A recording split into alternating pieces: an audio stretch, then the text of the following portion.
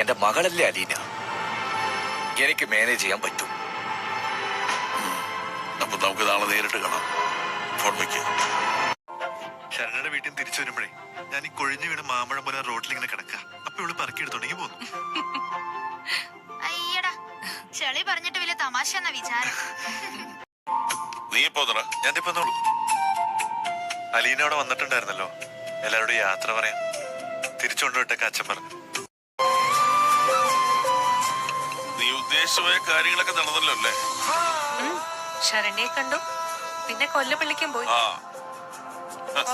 ഇന്ന് കൊല്ലപ്പള്ളിയിൽ വെടിക്കെട്ടുത്സവം കാണുമല്ലോ. ഇതുകൊണ്ടാ, ഈ ഒരു ഒറ്റ കാരണം കൊണ്ടാ ഞങ്ങൾ ആരും അമ്മയെ വിളിക്കാത്തത്.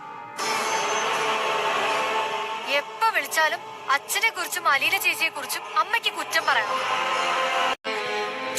ഇതങ്ങ് പിടിപെണ്ണേ.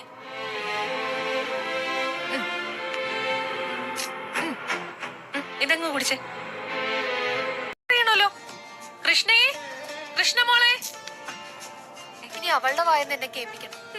അവൾക്ക് അത്രയ്ക്ക് ധൈര്യമുണ്ടോ?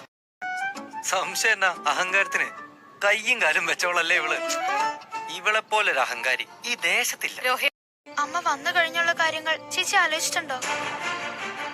നിങ്ങൾ പഴയതുപോലെ ഇവിടെ ജീവിക്കും. അത് ചേച്ചിയുടെ ആഗ്രഹം മാത്രല്ലേ? ചേച്ചി ഇവിടെ ഉള്ളതുകൊണ്ടല്ലേ അച്ഛൻ ഇവിടെ അടങ്ങി നിൽക്കുന്നത്?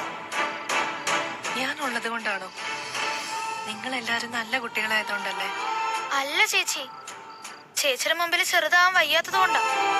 അല്ല ചേച്ചി, ചേച്ചിയുടെ മുമ്പിൽ ചെറുതാവാൻ വയ്യാത്തത് കൊണ്ടാ. അച്ഛൻ വലിയൊരാളല്ലേ ചേച്ചിയുടെ മനസ്സിൽ. അച്ഛനെ ക്ഷമിക്കാനും സഹിക്കാനും പറ്റാത്ത ഒരുപാട് സംഗതികൾ അറിഞ്ഞിട്ടും അതെല്ലാം മനസ്സിലടക്കി വെച്ചിരിക്കുന്നത് ആരോർത്തിട്ടാ?